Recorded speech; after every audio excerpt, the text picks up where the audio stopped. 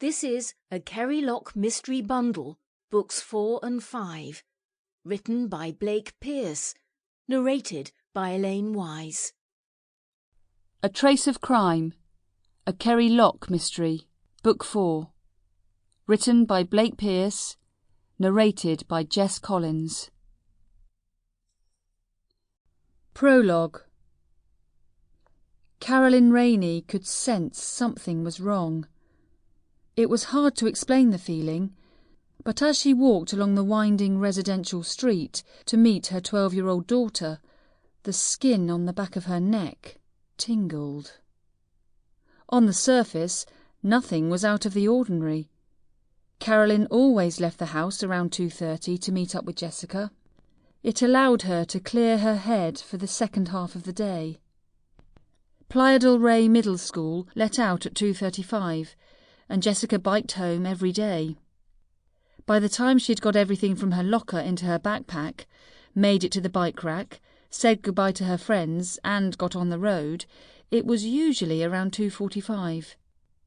Mother and daughter invariably met up at about the halfway point between the school and house, around 2:50. Then they would return home together, Carolyn walking, Jessica biking slowly beside her, occasionally circling her mum playfully.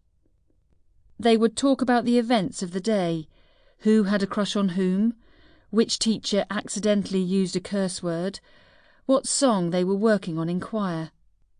When they got home, there was always a snack waiting, after which Jessica would dive into her homework and Carolyn would get back to her own work.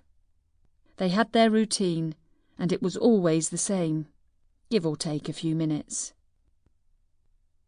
But Carolyn had been walking for close to a half hour now. It was almost 3 p.m, and she was nearly 2/3 of the way to the school. She should have run into Jessica by now. Maybe her daughter had needed to go to the bathroom, or maybe she had gotten caught up in a conversation with Kyle, the cute boy from her English class. But the tingling sensation on her neck told Carolyn that something else had happened. When she rounded the next corner, she saw that she was right. Jessica's purple bike, covered in stickers from the live-action Beauty and the Beast movie and photos of her favourite singers, Selena Gomez and Zara Larsson, was lying on its side, half on the sidewalk, half on the road. She ran over to it and stared, frozen with fear. Sample complete. Ready to continue?